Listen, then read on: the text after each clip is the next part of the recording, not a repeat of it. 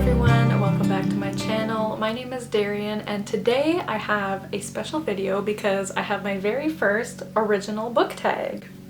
Before I start, I don't know if you guys can hear, but there's a lot of noise going on outside. Like 10 seconds ago there was nothing and now people are mowing their lawns, there's trucks going by, I don't know what's going on, so I really hope you can't hear that, but I'm very sorry if you can, but I'm just gonna try to power through while all that is happening. But yeah, like I said, I created a original book tag that I'm going to be sharing with you guys today, and it is called the 7 Books for 7 Days book tag. So the idea of this tag is that let's pretend we're going on a trip, okay? This is in an alternate universe where a certain disease does not exist, so we're going on a trip and everything is safe and good and healthy.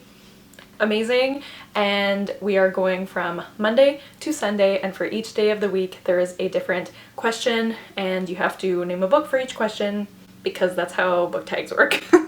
So I don't know, I just thought this would be a fun little tag, and also the idea of picturing we're going on a trip, I don't know, sounded nice to me, so let's just get on with the tag. So for the first question, Monday, you know, Mondays often people don't like Mondays. People often find Monday a very tiring day, and if this is the first day of our trip, oh by the way, there's no like specific place we're going to. You can imagine you're going wherever you want, but the first day of a trip is usually pretty tiring, kind of stressful. So for the first question for Monday, the question is to name a book that feels like drinking a cup of coffee, and you can kind of interpret this however you want. If you like absolutely adore coffee and it makes you feel rejuvenated, then name a book that makes you feel rejuvenated. Or if you don't like coffee and you think it's disgusting, name a book that's disgusting to you. I don't know, you can interpret this how you want, but for me, coffee, I love coffee, but it also makes my heart beat really fast, and it also makes me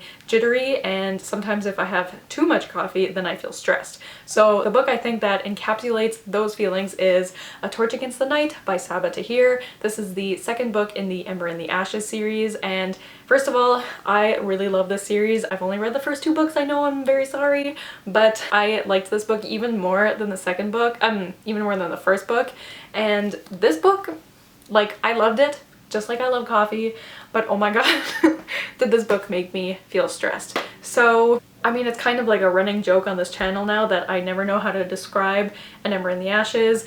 Basically, we're following 2 characters, Elias and Laia. Elias is part of this, Elias is part of this martial empire, and he goes to this military academy where he is being trained to be one of the soldiers in this empire, but he does not agree with the things they do and he wants to desert. But it's kind of complicated because his mom is actually the commandant. I never know how to pronounce that. Commandant? I don't know. It sounds fancier, commandant, so that's how I say it. But his mom, yeah, is the commandant, and she is ruthless, like one of the worst villains, like not worst as in worst written, worst as in evil. One of the most evil villains I've ever read, so it's a little complicated. And we're also following Alaya, who is a scholar, I think. Does it say? I don't know. I think she's a scholar. But basically at the very beginning of the first book, the people that are left in her family are killed, and the only ones left are her and her brother, but her brother is captured and she flees, and so she joins up with the rebels, and she's tasked with going undercover at the academy that Elias is currently training at to find out where they've taken her brother, and their paths end up crossing. And then this book takes place right where the first book leaves off, which is a lot of stuff has happened, and this book just does not quit. Like, the whole book is just so stressful, but I love it so much. Like, oh, the story, like, I read this so quickly because you just need to know what the heck is going on, and this is the first book I tabbed, and my tabs are kind of all bent because I didn't know how to tab properly. But I love this book so much, I love this series so much. I definitely need to finish it, but I definitely recommend this if you're looking for something that's really good but also really stressful, but stressful in a good way, I guess.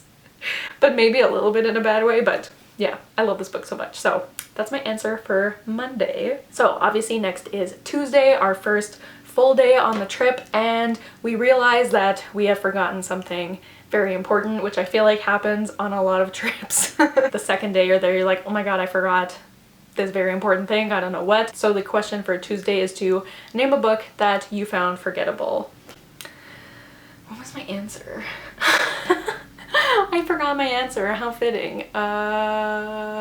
Oh yes, I remember. My answer for this question, I'm really sad to say because I was so excited to read this book and I actually got an arc of it and I was just, I mean, I didn't dislike it, but it really did not live up to my expectations, but that was The Once and Future Witches by Alex E. Harrow.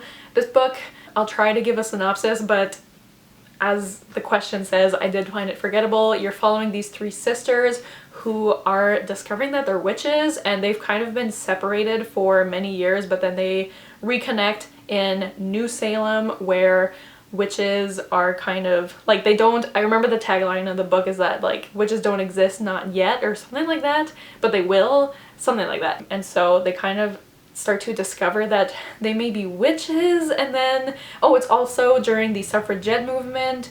So I thought I would really enjoy it, like witches and the suffragette movement, that sounded amazing, but this book kind of fell flat for me. I did give it 3 stars, like I didn't hate it, but it just felt very meh to me. Like I remember it took me a really long time to finish, and then I finished it and I was just kind of like, okay. Like I think I remember one big thing that happened in the book, but aside from that, I don't really remember much, and I didn't read it that long ago. I read it last fall. But yeah, I really don't remember much. I do kind of remember something about the ending, I don't know, like it was very forgettable for me, so that was really disappointing, but yeah. So next, moving on to Wednesday, we decide on Wednesday we're gonna go on some sort of excursion on this trip, and so the question for Wednesday is to name a book that is fast-paced. So the book I chose for this is actually the last book that I finished, and that is Scythe by Neil Shusterman. Now, I read this for a video, so I'm not going to give my thoughts on this book quite yet, but I will say this book is very fast-paced. Like while I was reading it, it felt like not much time had passed, and then I would look and I had read like 100 pages because this book, there was just a lot going on. This book, if you don't know, it takes place in this futuristic society where death basically doesn't exist anymore. Nobody dies of natural causes. All diseases have been cured, and also like if you do die, you can be revived. Like death is just not really a thing. But in order to prevent overpopulation, we have these beings called scythes, and they're in charge of choosing who is going to be killed and gleaning them, even though it's basically just killing them. So that's all I'll say because I don't want to give my thoughts yet because you guys will see them eventually. But this book is definitely very fast-paced, and I've heard that the rest of the books are also fast-paced, so we'll see how I feel about the rest of the books, but I can't say what I thought about this book, so all you need to know is it's very fast-paced. And there you go. So next we have Thursday, and this is the middle of the trip, and for me personally, I find Thursday in general is a very underrated day. Like Thursday is one of my favorite days of the week because I know it's not quite Friday, but you can taste Friday, it's so close. And also during a week-long trip, I always love the middle of the week because you can look back on the great times that you've had on the trip so far, and then there's still a few more days to look forward to. So Thursday, I find, is underrated. So the question is to name a book that you think is underhyped or underrated. So obviously I had to go with my favorite book of the year so far, and that is Beyond the Black Door by A.M. Strickland. You guys have heard me talk about this book a lot in my past few videos, but that's because I want everyone to read it because it's very underhyped. So this book is following this girl named Kamai, and she is a soul walker, which means that she can walk into other people's souls while they're asleep, and her mother, who was also a soul walker, kind of trained her in the ways of a soul walker. But in every single soul that Kamai has journeyed into, there has always been this mysterious black door, and her mom has always warned her, do not open the black door, but then her mom tragically dies, and after that Kamai opens the black door and then a whole bunch of stuff happens. And I love this book so much. I absolutely love A.M. Strickland's writing. I'm currently reading their second book, which so far I'm really loving, so that's exciting. Also in this book, Kamai is discovering her asexuality, which I really loved. I will sing this book's praises on its ace rep and also just in everything for forever. I love it so much, and I think this book definitely needs way more hype than it gets because I had never even heard of this book before this year, so like, let's get on this, people. Okay, I'm I'm just picturing that meme of Judge Judy like hitting the table. Anyway, so yeah, please read this book. Just do it for me, okay? Okay, next it's Friday, and to celebrate Friday, even though, you know, we're on a trip, we haven't been working all week, Friday still feels like a celebratory. Friday still feels like I can't say that word. Friday still feels like a celebratory day, so we decide to go out for a very fancy dinner. So the prompt for Friday is to name a book with food on the cover. So the book I chose is one that I haven't read yet, but that is With the Fire on High by Elizabeth Acevedo, and this book obviously has food on the cover, and this is also one of the most stunning covers I've ever seen. And this food, look at this, and also, whoops, like, does it get better than that?